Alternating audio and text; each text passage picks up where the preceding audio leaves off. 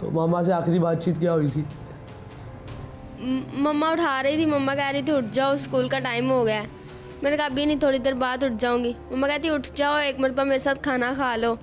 मैंने कहा मेरा भी स्कूल का टाइम नहीं हुआ, जब मैं स्कूल जाऊंगी तब खा लूँगी। फिर मम्मा कहती चल ठीक है, फिर मैं जा रही हूँ।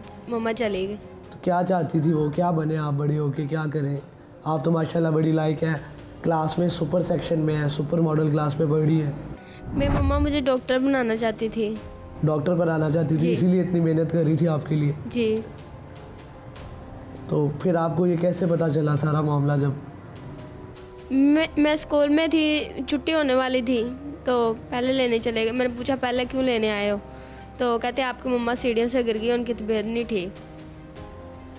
जब घर आए सारे रो रहे थे, फिर पता चला मम्मा फौत हो गई हैं। आपको पता चला सारा क्या मामला हुआ? जी।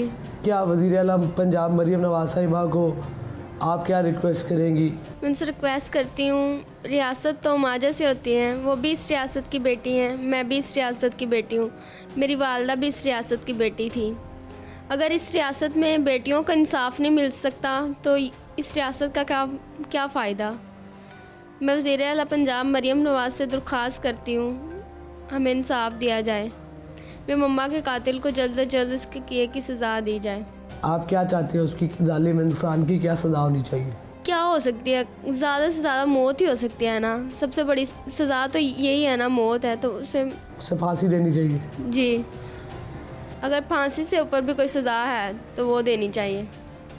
उसने कोई छोटा जुर्म भी तो नहीं ना किया, किसी इंसान की जान ली है, इंसान की जान लेना। हम अशरफुल मखलूक़ात हैं, हमारी वजह से किसी को चोट लग जाए हमें इतना दर्द होता है। उस इंसान को मेरी वजह से चोट लगी है, लेकिन उसने तो मेरी मम्मा का गला काट दिया है। कैसे काटा होगा उसने? उसे रहम नहीं आया होगा।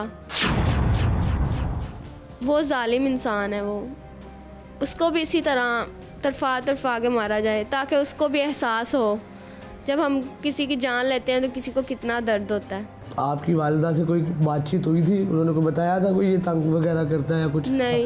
क्या बातचीत होती थी उनसे? ज़्यादातर हम बातें करते रहते थे, या टीवी देख लेते थे, या बुक्स पढ़ते रहते थे। मम्मा को पढ़ने का शौक़ था, मैं उनको कुरान मजीद पढ़ाया करती थी। जब घर आते थे ना, मैं उनको सपारा पढ़ाया करती थी। आयशा, ये जो दीवार पे आपने लिखा हुआ है कि my mom is my first and last love, ये आपने वालिदा की डेथ से पहले लिखा था? जी। हम टीवी देख रहे थे तो मम्मा कहती है आपको आपके बाबा की याद नहीं आती? मैंने कहा नहीं, अब नहीं आती, पहले आती थी। मम्मा कहती क्यों नहीं आती? मैंने कहा आप हैं ना, मेरे पास भी हैं, भाई के पास भी हैं, इसलिए नहीं आती। आप हमसे प्यार करती हैं, आप इतना प्यार करती हैं, आपने कभी बाबा की याद ही नहीं आने दी। मम्मा कहती कभी नहीं आई। मैंने कहा मम्मा कभी कभार आती है, ईद पे आती है, ऐसे मौक़ों पर आती है, वैसे अब आम रोज़ कम आती है। तो मम्मा कहती अच्छा। फिर मैं सोने लगी हूँ, आप भी आके सो जाओ। फिर मैं ड्राइंग करना शुरू हो गई, मेरी मम्मा सो गई।